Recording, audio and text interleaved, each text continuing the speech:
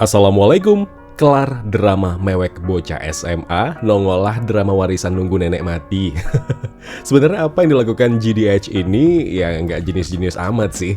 Ide ceritanya standar, tapi yang bikin filmnya jadi makin dalam. Mereka tuh tahu ngeracik premis yang mungkin dianggap biasa aja jadi lebih menghibur, tapi tetap bisa bikin mata lo becek.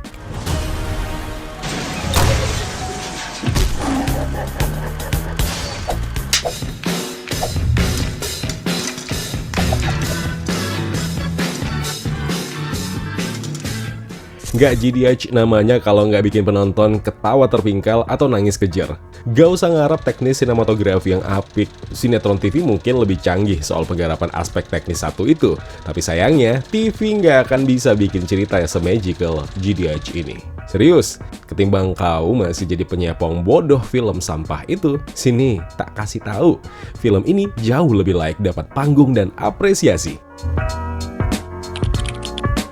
Ya sesuai judulnya, How to Make Millions Before Grandma Dies. Gimana cara dapat jutaan sebelum nenek kau meninggal.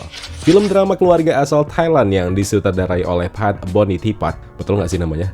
Oke, semua berawal dari sepupu M, Mui, yang ketiban durian runtuh. Dia dapat warisan setelah merawat kakeknya sebelum meninggal.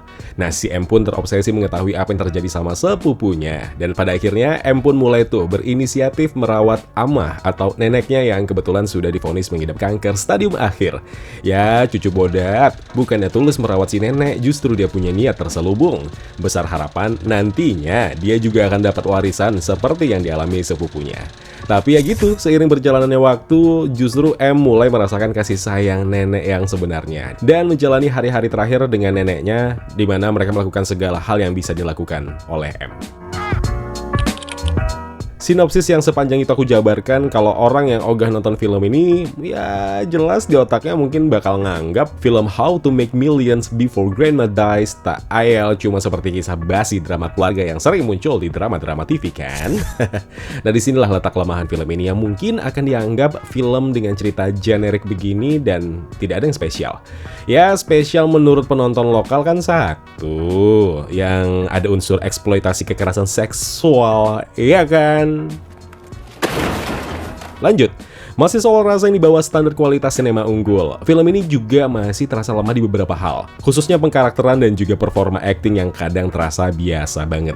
Sebenarnya ini bukan pertama kali, beberapa film GDH juga rata-rata begini. Soalnya mereka tahu, unggulnya produksi film-film mereka bukan soal karakter, tetapi bagaimana menyampaikan cerita yang dianggap orang biasa aja dan mereka nge-treatnya dengan cara yang lebih dari biasa. Mengandalkan sisi humoris di awal-awal sebagai pemanis, biar filmnya nggak terasa monoton dan lagi-lagi ini berhasil. Bukan komedi yang pecah dan menggelikan banget, enggak. Tapi konsisten dan menghiburnya itu yang bagus eksekusinya. Sembari masuk ke POV yang lo cari dari semua produksi film-film GDH, khususnya film drama. Apa itu? Momen haru di saat lo nggak sadar tanggul air mata udah bocor aja cuy. Jangan berani-berani datang ke bioskop nggak bawa tisu. Asli, respon ini nggak lebay. Satu teater berasa jadi orang paling lemah ketika konflik dan dinamika ceritanya berubah jadi semakin dalam. Dan penonton pun cuma ngangguk aja buat diguyur habis-habisan sama scene-scene yang bikin sentimen emosional parah. Pondasi ceritanya benar-benar kokoh, semua tawa berubah jadi haru, perlahan tapi pasti.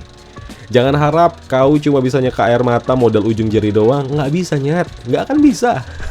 Oh ya, kalau aspek visualnya emang biasa banget, lain hal dengan scoringnya. Film akan semakin bernyawa kalau dikasih bumbu scoring yang pas dan tepat. Dan itu yang dilakukan film How to Make Millions Before Grandma Dies. How to Make Millions Before Grandma Dies bukan film yang sempurna dari banyaknya list film yang ada. Tapi ini adalah film yang paling sempurna. Kalau lo tanya sebaik-baiknya penonton berakal sehat, butuh asupan tontonan yang paling layak. Ya jelas, aku akan merekomendasikan film ini. Kerahkan semuanya. Kalau Axuma kemarin aja bisa kalian tonton sampai jutaan orang, seharusnya film How to Make Millions Before Grandma Dies bisa dong dapat jumlah penonton yang sama. Gak perlu viral kan untuk bisa diminati, ya kan? Bisa kan? Silahkan ditonton. Wassalamualaikum.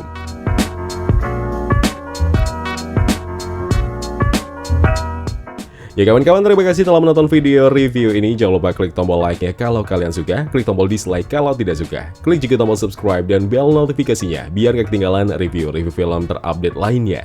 Kalau gitu aku Zain pamit undur diri. Terima kasih, jaga kesehatan, tetap positif, dan jangan lupa bahagia.